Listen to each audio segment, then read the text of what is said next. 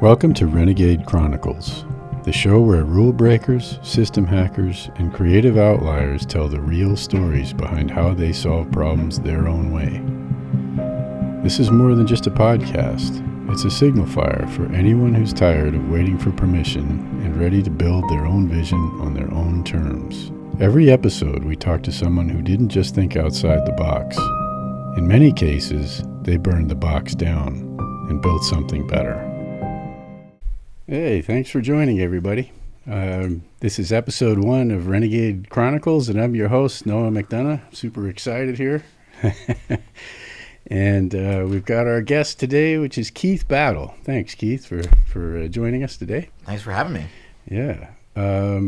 Let's see. Keith is a digital storyteller, video editor, motion designer, and all-around creative tactician. I would say he's not just somebody that makes things look good. He makes ideas work through sharp visuals, intentional messaging, and what we like to call tactical creativity. If you've ever wanted to combine art, tech, and problem solving into a career that actually makes an impact, Keith's journey is really going to speak to you. So grab your gear, check your compasses, and let's set sail here for episode 1. Keith, what do you do?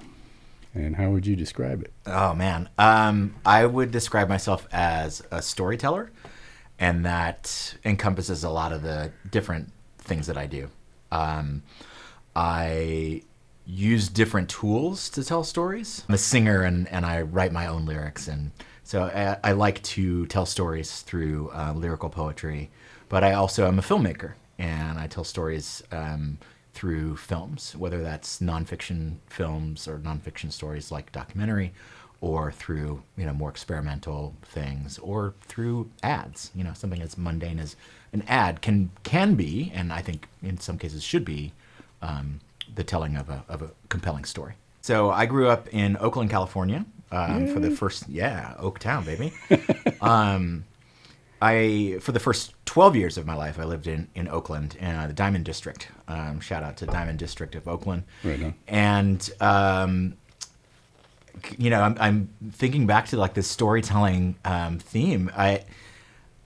One of my first jobs, and it wasn't really a job, it was a volunteer thing, and I don't think they do it anymore, but back in the day, and this would have been in the early 80s, Children's Fairyland had a program for kids. Yeah. Amazing place. Amazing, like, magical place.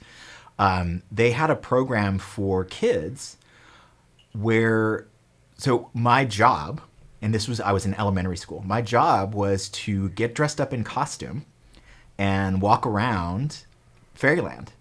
And I don't really... Like different costumes, or were you one specific character? I was one specific costume. My mom actually made me a toy soldier costume. Okay. And I would just walk around Fairyland and help kids if they got lost, or...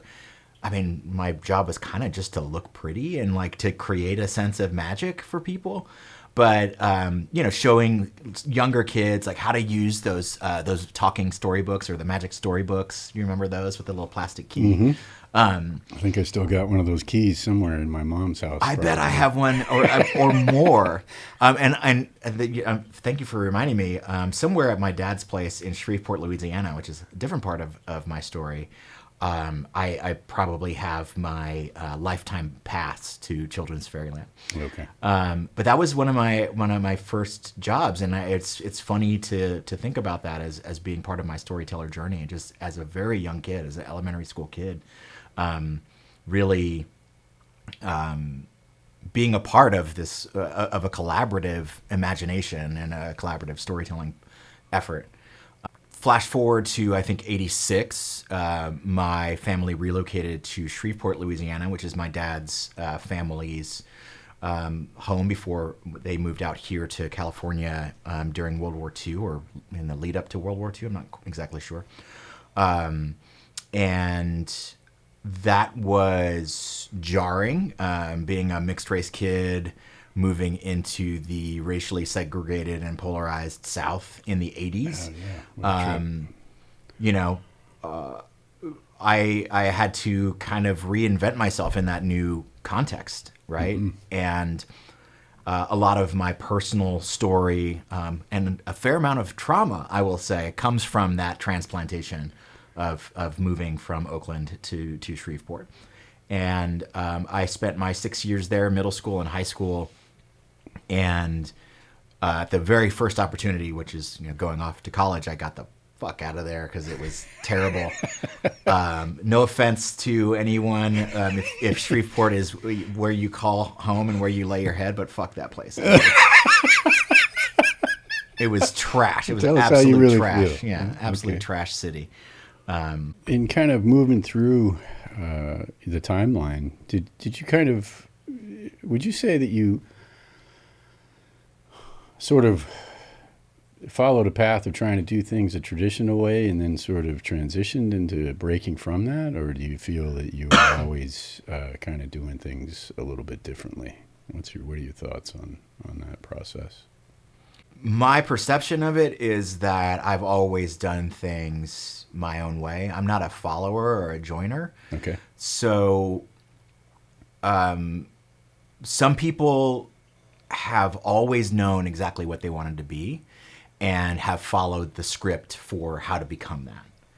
And I still, at 51 years old, I don't know what I want to be when I grow up. I'm still figuring it out. Looking back on my most prolific creative output, which would have been in my mid to late 20s, I actually just marvel at how I just didn't care like what was the right way to do things.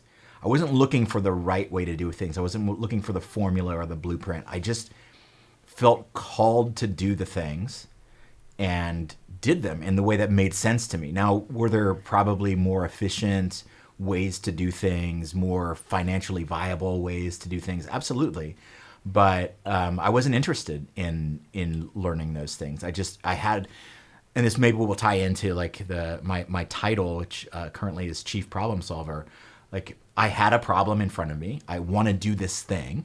So let me figure it out, right? And this is, I'm old enough where these answers were not available. There was no such thing as the internet, right? Hard as it is for me even to imagine that, there was no way for, and I'm not, like, the answers that I was looking for weren't in the encyclopedia. Even if I wanted to go to the library, I couldn't just find the answers somewhere. So I had to make those answers myself. And I just always have been very, very curious. And in that period, I was completely ignorant of the right way to do things. I just did them and still try to. What sort of drew you to digital media and kind of the whole realm? Was that by accident or was that a real concerted effort on your part to go towards? It was a fair amount of accident. Uh-huh. And again, it was just a logical step for me to take in the solving of a very specific problem. So as a musician in a band, how do I record what I'm doing so I can sell it? So I can, send demo tapes to the booking agents at the various clubs where we were trying to get gigs. Gotcha. So I was doing, in Ann Arbor, we were doing first 4-track audio cassette recordings of our songs, then audio or digital audio workstations or DAWs started coming on the scene, and taking a bunch of classes in exactly that. Right now. Yeah, it's amazing. You can see the records behind Keith. It's amazing the tools that we have now, which is very exciting to me. So it was just sort of like, if I want to do this and take it to the next level in terms of production value, a DAW is the way to go. So I, with a little bit of help from my friend who was a DJ, a techno DJ, who kind of introduced me to the world of DAWs, I was like, oh, okay, cool. I can figure this out. I kind of self-taught on. I'm trying to think of the first one that I used. Probably I might have mucked around with Cubase, but I really found my home in a program called Acid, which was very, very simple audio tool. And then in terms of transitioning over to video, that's where the accident portion of it, so up till this point, it's all been about like solving a problem.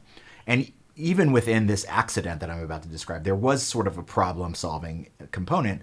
I moved to California from Michigan, completely, again, like in the hubris and ignorance of youth. I was just like, this is 2000. I'm like, I'm just going to move. I want to move back here. And I just moved with nothing lined up, no job, whatever. And in searching for a place to work, I found this job listing for a labeler. Essentially, I was the position was to make labels for videotapes in a video duplication company. Okay. And I was interested in the job because it solved the very real problem of where do I get like cheap duplications or copies of the CDs that I'm making for the music that I'm composing and recording. And they had disc duplication towers. And I'm like, aha, okay, I can like maybe get things at cost or like cost with a slight markup. And in that job, I was exposed to, on the back of house, the engineering side of video. At one point, they brought on a staff editor, video editor, and so I was able to sit at that person's elbow and learn a little bit about video production, or video editing rather. And then again, like happy coincidence, the nonprofit that I worked for many years, more than a decade, Bay Area Video Coalition, had a program that if you are an employee of a qualifying company, you can come and take all of their classes for free. And the first class that I took through that program was a video production boot camp. And in that course, I learned everything that you need to know at an introductory level to plan, shoot, and edit video. And I saw how fun it was, like handling camera. I'm a huge like gadget whore. I like love gadgets. I'm a big old nerd in that respect. I'm not about that at all. I know, looking around the studio, we were just commenting before we rolled tape here that like all these cool gadgets and stuff here in the studio. But what struck me was how similar video editing is to the audio editing that I was already doing. It's just literally just adding a layer of this other type of media into the mix. Yeah. So video editing was a very natural progression for me. It was never like, never really had to fight for my right to pursue my creative outlets. I did get the anti-pep talk that I think a lot of people get when you're going into the creative field for education or pursuing a career. It was the eve of me going away to college, and my dad asked me what I was going to focus on, and I told him I wanted to focus on English. At that point I wanted to be an English professor. But I was pretty sure that I wanted to be a writer, and professor. Being a professor would be just how I pay the bills, and the emphasis being on writing. And he was like, "So what are you gonna fall back on if that doesn't work out for you?" I'm like, "Oh, gee, thanks for the vote of confidence." Yeah. And so that I would say I wonder if that's a generational thing. I mean, it seems like that I heard that term a lot from my grandparents and stuff. And then later on, you kind of realize maybe that holds you up. You know what I mean? Like if you don't have another choice, you're probably going to give 110% to get to the other side. Exactly. And I wanted to bring this up, and I appreciate you like leading that segue perfectly. Something that I heard years later that I thought was really beautiful. Kenan Ivory Wayans had a similar discussion. I think it was with his father, basically like, all right, go out there and do your thing, but make sure you have something to fall back on. And he had the presence of mind, the wisdom, in his 20s or whenever this was happening, to say exactly what you said. If I give myself something to fall back on, the moment things get difficult, I'm going to give up because I've got this safe thing that I can do. Right. And so, like there is no safety net. Like it is do or die. I love that. That presence of mind to say like, no, if this is something that I'm doing that I'm really passionate about and is really hard to do it at the level that I want to do it, it's going to be incredibly hard. If I have any way of talking myself out of it, I'm going to take it because it's human nature to avoid suffering and discomfort, right? So he didn't want to give himself that out. And obviously, as successful as he and the rest of his family are, it paid off, great dividends. Yeah, that's real interesting stuff. I mean, and it's, we all get into those moments where the lights go out, your head goes on the pillow, and your mind automatically goes to all the things that could go wrong, kind of a thing, as opposed to maybe when you wake up and the sun's out and you're ready to charge. If you have that thing to fall back on, you might pull that ripcord, Yeah. Let's see. Let's talk a little bit about method stuff. So you work across editing, motion graphics, and, obviously running a business there. There's project planning. What are the areas that you feel the most comfortable in and have the most fun with of those different segments? One Tiny Problem is my business. And even in the name is that problem-solving nature that has just been part of my life for forever. For me, and maybe this will be helpful for your listeners to hear, like at 51, I am just starting to become comfortable in my own skin and confident in the skills and the talents that I have. And so everything is terrible. Everything is a shit show. It's like, oh my gosh. I think it was Neil Gaiman had said something about, this is a award-winning author, just, whatever. Constantly being afraid that the fraud police are going to show up. And it's like, hey, I don't know if he won a Pulitzer, but whatever. We'll say it's a Pulitzer. That Pulitzer, we're here to take it back because we finally realized that you don't know what you're doing. Right. That's been my baseline. It's like, I don't know what I'm doing. Someone's going to find out, and then this whole thing is going to come falling down. Right. So with its video production, I'm terrified that the subject is going to be out of focus, or that my white balance is going to be off, or in editing, it's, I'm sure that someone else could solve this problem and could edit this thing a lot faster. So it's all just been terror filled, every moment of it. I think with that said, there are moments and experiences of every aspect of what I do, whether it's behind the camera, in front of the camera, or even just in the planning stages, or now running the operations for One Tiny Problem. There's these moments where I am completely in that flow state, where my curiosity is piqued and is being satisfied. And so it doesn't really matter the context. If I am curious and I'm engaged, that's when I'm having the most fun. How do you balance your personal curiosity and client expectations? Have you ever pushed a client to try something unconventional and had that really work, or have you had the converse happen where it's blown up in your face? No, I'm fortunate that I've never had a creative decision that I pitched and had to really sell hard, blow up on me.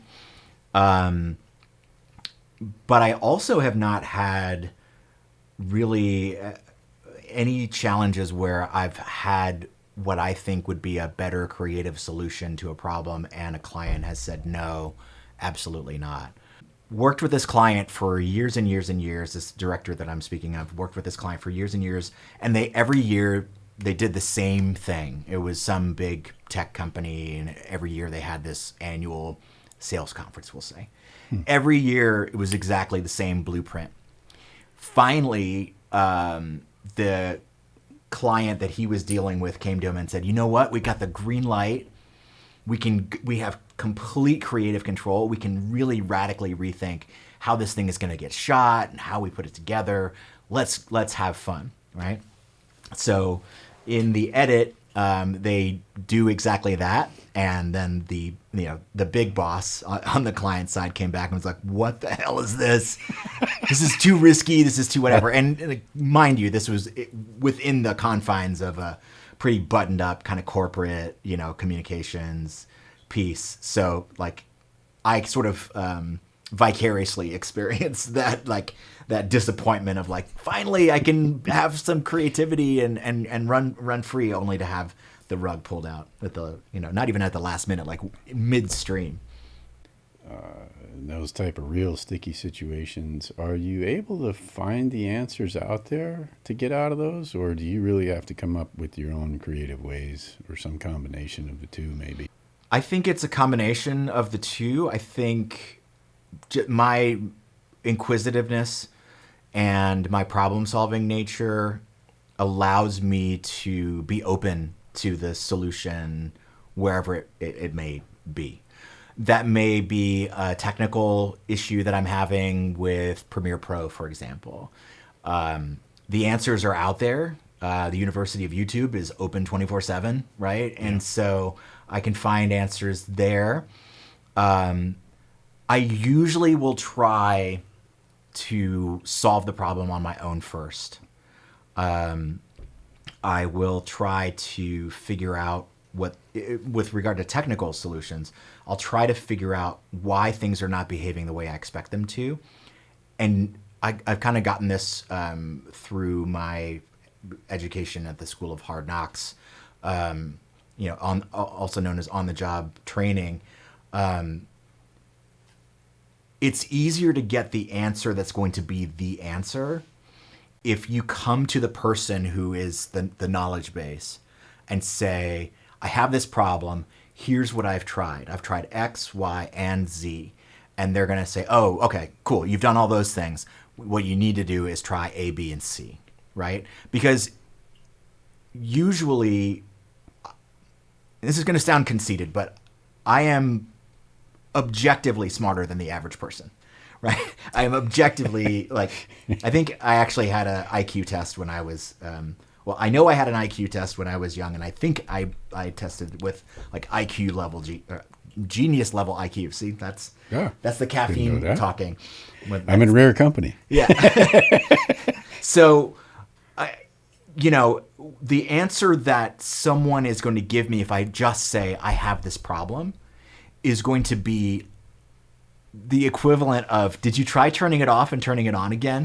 Right? Yeah, right. Bro, I've done that already. And I've done 3 steps beyond that, and I still can't figure it out. So it serves me best to try as many things as I can think of to solve the problem before looking for help, whether it's searching online or asking an expert that I know. Now, where I am an absolute moron is in interpersonal relationships. So those sticky situations that come up with creative differences or other things like that is not an area that I am strong in yet. I'm getting way better at that in the last 9 months. Would you say that's like positioning things in such a way that it makes it seem like it's the other person's idea?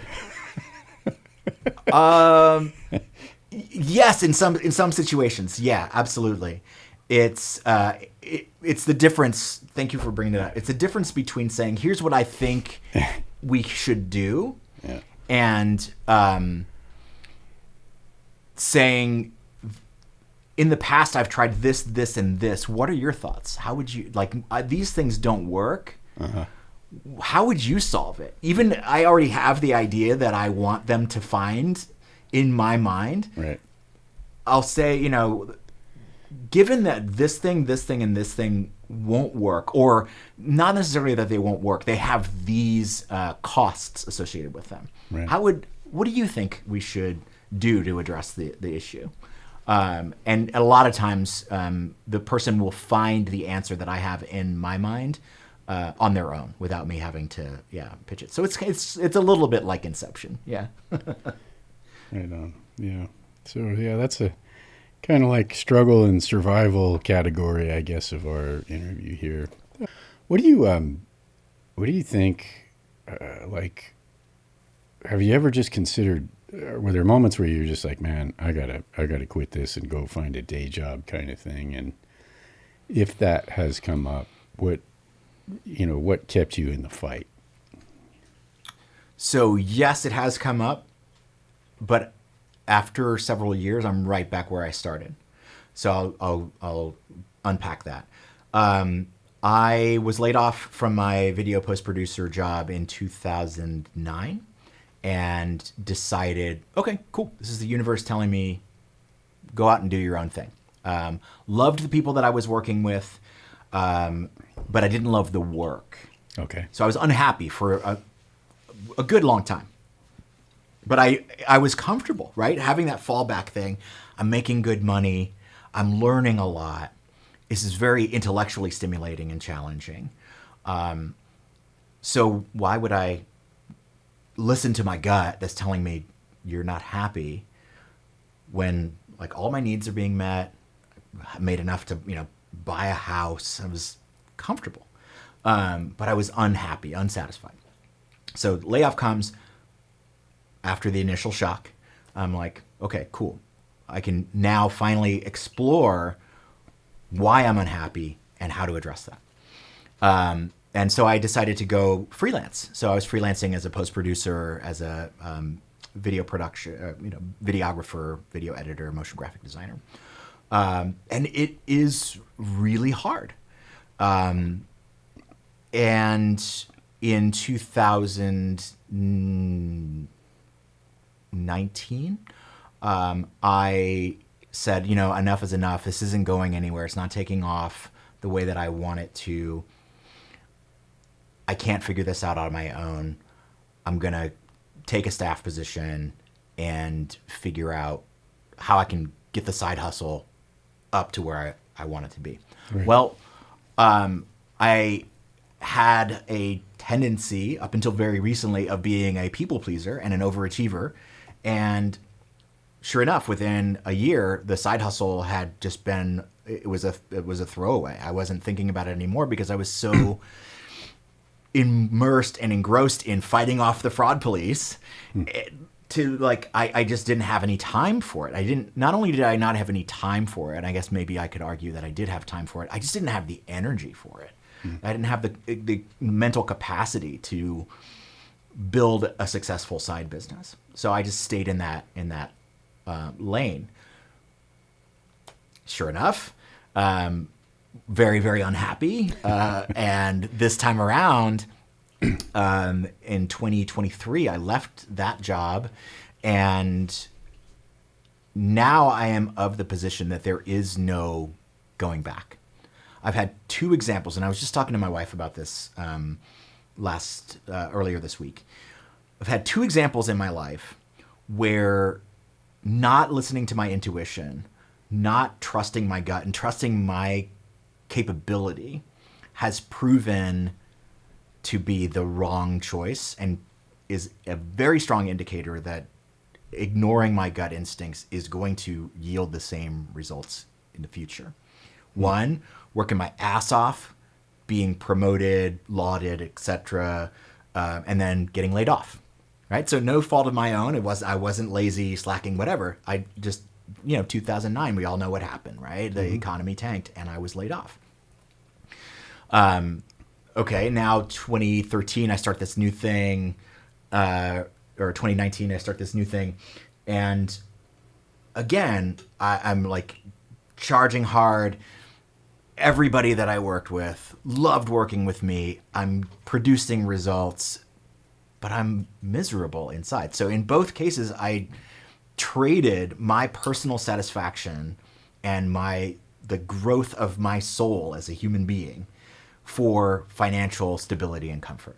And in both cases, I was punished for making that choice with existential dread, right? And just misery.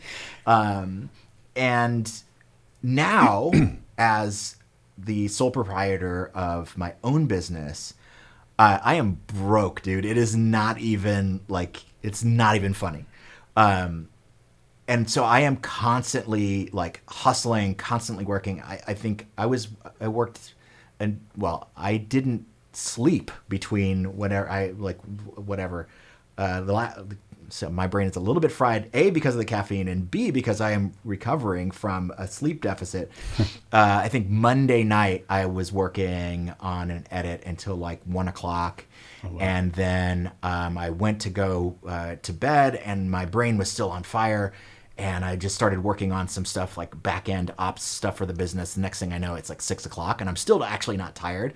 So when I went to bed last night at 10:30, that was like the first time I had slept in like 48 hours or something like that. Yeah, right. Yeah. So, but I'm loving it. Like that, the self-determination in that. I didn't stay up because I had to. I stayed up, going back to what I was saying before, I stayed up because my curiosity was engaged. My problem-solving brain was like, yeah, give me more, mm-hmm. Right? I was excited about it. And I knew, as my own boss, that I had today off, right? I could take, my Wellness Wednesday without any guilt or shame and come and hang out with you. And I only need about 50% of my brain capacity. Well, thanks. No. To occupy physical space and like just spout off whatever bullshit I'm spouting off right now. I'm not to say that I'm running on autopilot, but I don't need to like make any make or break decisions in this moment. So I am emotionally well taken care of now, even though the financial side is not there, and the financial side will come, right? I've had the really, really great opportunity to meet and begin working with some amazing new clients just within the last month. And the financial side is starting to take care of itself. And so I feel that as long as I keep taking care of my emotional core, as long as I continue to listen to that gut feeling that's telling me you're not happy, and let's take some time and think about why that is and address that. As long as I'm doing that work, my faith is in the fact that the money is always going to be there. Right on. You move into kind of a different section here, like wisdom for the crew out there. For someone trying to build a cross-functional creative career, what advice would you give them? What mindset would you say matters the most? Growth mindset is number one that I would mention. I'm speaking from a Bay Area, United States perspective. We are surrounded by an embarrassment of riches in the Bay Area and in the United States. But I would imagine this would be true for other places in the world as well. There are so many resources around. There should be no sense that there's a scarcity ever. That to me is foundational. Just knowing that there is always enough for you to survive. Get that out of the way. Then your problem to solve is then only how do I go beyond surviving and move into thriving? Whatever that thriving looks like for you. Being a T-shaped individual is another thing. So like T-shaped like this. Having a broad area of interests, but at a very shallow depth. And having one area that you can go really, really deep in. So it's kind of the best of being a generalist and being a specialist. So have a specialization, and my recommendation would be to specialize in something that gives you deep joy and satisfaction, whatever that may be. And then have a broad area of interests that you can cross-train in, because learning about the lateral side of things, for me, has often led to deeper levels of my specialization. So no, like we were bringing it back to what we were talking about earlier, knowing about music production and post-production has allowed me to go deeper and deeper into video production and video post-production, just to give a concrete example of that. No, that's fantastic. What's one underrated or misunderstood skill that you think more creatives should focus on mastering beyond, just the software? My top one would be time management. Time management, the way that it was pitched to me when I first heard that phrase, was more about productivity, efficiency, and that is great if that's your objective, is to be more productive, to be more efficient. But I like to think of time management from the perspective of protecting my three energies: my mentals, my emotionals, and my spirituals, right? So time management is part of my suit of armor that I wear to protect those three sacred things.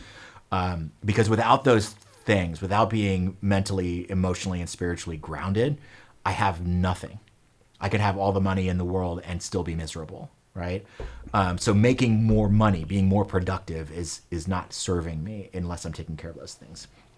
And it is one of those, time management is one of those disciplines where it literally is minutes to learn and a lifetime to master. I don't have the optimal formula for time management for anyone but myself. And for myself, the optimal formula is to always be learning new ways to do it, not to get hung up on the fact that I failed to get everything done that I planned to get done last week.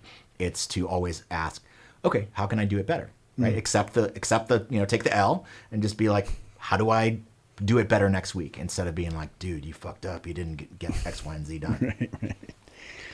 What's one thing that you know now that you wish you knew when you started out? I'm enough. That's part of the healing journey that I'm on right now. Always feeling that I'm not enough, that I don't work hard enough, that I'm not good enough, that I'm not smart enough, that I'm not kind enough. Always feeling those things, like viscerally feeling those things, destroyed me mentally. Something to be said for the way that trauma can drive someone to be excellent in their field, right? Is that hole that you can never seem to fill up drives you to just constantly be better. But it can work to a point. There's a point of diminishing returns on that. So accepting that I always do my best, and my best is all that I can give, and it's always good enough, and I can always get better tomorrow. That's something that I am still trying to learn. The old perfection is the big enemy of progress, right? I fight with that all the time. This case in point right here, I mean, this being the first show, all kinds of emotions running through my head. I'm sure, yeah. But you're doing great, man. Thanks, man. What would you tell somebody, who's afraid to do their things their own way? Maybe is that people pleaser or overachiever, but they know that they need to. Like, what would you say to them in a short sentence? Man, you're stumping me with these. These are great questions. We could ask ChatGPT. I'm not going to lie. I used it to put some of these questions together. Again, like we live in the presence of miracles, man. We have these amazing tools right now. More powerful tools than we've ever had in human history. And I think people don't stop to really marvel at that enough. There's so much change happening so fast that we just accept that something amazing like ChatGPT, or it's almost like yeah, okay, what's next? You know what I mean? It's like there's no awe in it anymore. But if you just take a moment to think about it, I can think about these things because, I grew up in an age, I was thinking about this when we sat down, to do this show would require a team of people and a dedicated like hardware infrastructure Yeah. and access to like FCC, you know what I mean? It would be like so difficult to do this, and we can do it on a freaking laptop with a cup. It's amazing. With amazing broadcasting software that's, oh, by the way, free. Yeah. Not exactly the most intuitive thing, but like you said, the University of YouTube, nobody taught me but YouTube on this stuff. Yeah. Yeah. So the thing that I would say to someone who is unsure that about doing things their own way is two things. What's stopping you from trying it? Is it you? Are you stopping yourself from doing it? Or is there a barrier? Is there an actual barrier to it? And it's easy to think of, well, I don't have enough money for it. But you just pointed out there are free tools. Okay, so that's eliminated. Doing things your own way, developing and sharing your voice with someone, with the world. Money is not an obstacle. So what's the barrier? Oh, yeah. Okay, well, with the I'm not sure if you're using like StreamYard or OBS or whatever, steep learning curve. So, okay, then the excuse will be, I don't have the time. Right. Okay, then go back to see my previous comment about time management. Do not pass go. Find the time to do it. And learning how to find the time and steal back the time is a skill in itself, and that will take time. So I guess the next thing that I would say to that person is doing things your way is going to take a lot longer and is going to be way more difficult than you can comprehend. That's why everybody walks the path that's already been well worn. So everybody has more or less the same experience walking the same path. What you are going to discover in blazing your own trail or going off the path and doing things your way is things that no one else is going to be able to see or comprehend. And that in itself is deeply satisfying because it is yours. It's something that you did. You can look back on it after all of the struggle, after all of the scrapes and bruises have healed. You can say to yourself, I did this my way, and it was a success. It was not just the success of getting to the destination, but it was the success of building the strength, the problem-solving capability, the richness of experience of doing it a way that no one else has thought of before. Move into a little bit of a different segment here in the show. We call this the signal fire and the legacy. You've helped others articulate their dreams, but what's your dream project? If you had full creative control, no limits, what would you build? It's not even like what would I, it's what am I building? Right on. And even better. So I have two really big things. One of the things that I pride myself on as a creative problem solver is the creative side of that, which is having incredibly grand dreams. So I'll start with the sort of practical, not practical, but the sort of tangible in the real world project. And that is an actual brick and mortar community studio space. So any investors listening, get at me. I can put together a deck for you real quick. I want to have a place where creators can convene that meets all of their needs creatively, entrepreneurially, and in providing fellowship and community amongst artists and creatives across all disciplines.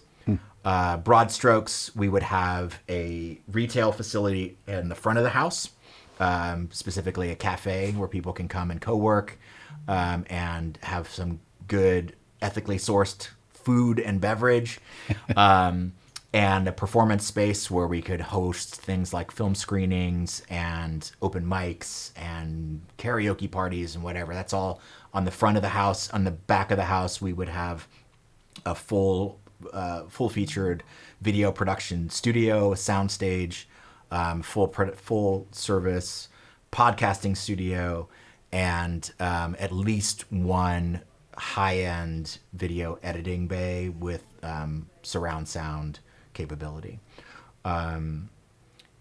Imagine going into a place where you could get a cup of coffee and a sandwich and an SD card for your camera in the same place, right? And then go in the back and work on your podcast, right? Or sit in the front and have that coffee and sandwich and run into someone who is a cinematographer who can bring your screenplay to life.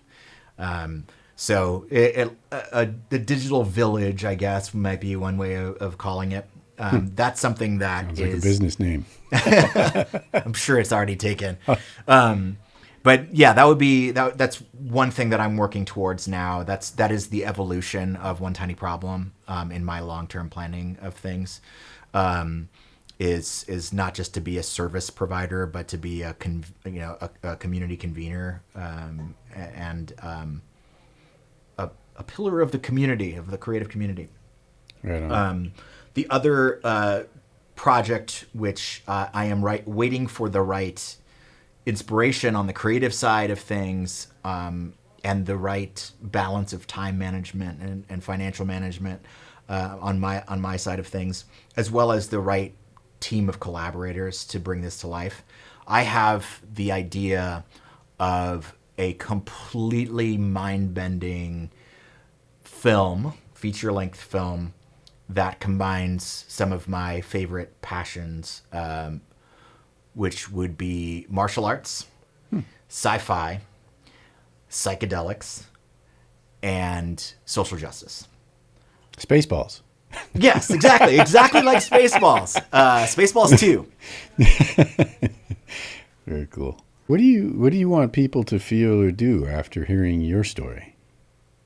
Oh man, you're coming with the good ones. What I want people to feel or do after coming into contact with me or hearing my story is to believe in themselves and believe that they can do whatever crazy shit they have going on in their head. I want people to walk away from any interaction with me feeling inspired, feeling loved, and that their story has value. So much value that it's something that they can say, I don't care how long it takes. I don't care how hard I have to work at this. I'm going to share this story because it has value and it can help other people. Right on. I'm going to go ahead and just share my screen here real quick. And I'm just going to pull up your website, which I've actually got listed in the chat. There's a little bit of a lag here on there. Yeah, we're working. Cool. It's popping up. We just have a little latency here. So I just have your website up. But is there any where else can we find what you do, and is that the best place to go? Another place that people should look if they are looking for motivation, inspiration, and skills training.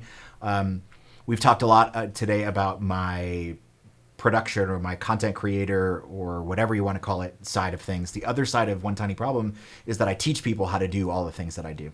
So if you go to skills.onetinyproblem.com, you can see all the courses that I'm currently offering in person and in Zoom. And there are some things now and more to come that are asynchronous or learn at your own pace courses. I would love to hear from people what courses in the digital media space or the proper care and feeding of the artists that you love that you would like to see me develop, because I'm constantly, I want to help people. And I'll just say one last thing about it, that piece of it, and why teaching people to do what I do is important to me. And that is, I focus my business specifically on BIPOC and women-led small businesses and nonprofits. That is my niche. That is my lane. That is who I am here to serve. And because of structural barriers that exist for that population, I find that a lot of the people that I want to work with the most as a service provider, as a videographer, video editor, don't have the budget to do things the right way with me. And I don't want to just say, sorry, you can't afford me, right? I want to say, I can't do what you need done on the budget that you have, so let's work together. Let me teach you how to do some of these things so I can share some of the load with you, and then I can take on a more narrow scope of work for you, and we can get you to a place where you get the desired result at a budget that works for you. It also is part of my calling, I guess you could describe it as, to share what I know with other people like me who are curious, have a story to tell, but just don't know how to get there. I want to be a collaborator with all of my clients. And one way that I collaborate with my clients is by teaching them what I do. Excellent. All right. Well, big thanks to our first guest, Keith Battle, for sharing not just what he does, but how he thinks, and showing us that creativity, curiosity, and responsibility can live at the same place and have a real impact. If there's one thing that we can take away from this one, I think it's clear you don't have to follow a map to find your way. You can build your own damn map if you have to. So thanks for everybody for listening. And if this episode sparked something in you, share it, review it, and tell someone else who's doing things differently. And please take a look in the chat. You can get the links there to see Keith's stuff. You can also email me at noah.mcdonough@renegadechronicles.com. I'd love to hear from you guys, and thanks for attending the show. And we'll see you next time.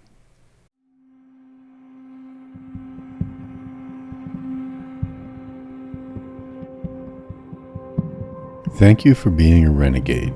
If you have enjoyed this episode of Renegade Chronicles, please like and subscribe. Please send any comments to info@renegadechronicles.com. You can find us at www.renegadechronicles.com and on YouTube, Facebook, Instagram, and X. The intro and outro music is Darkened Tree Line by Cold Case from Blue Dot Sessions.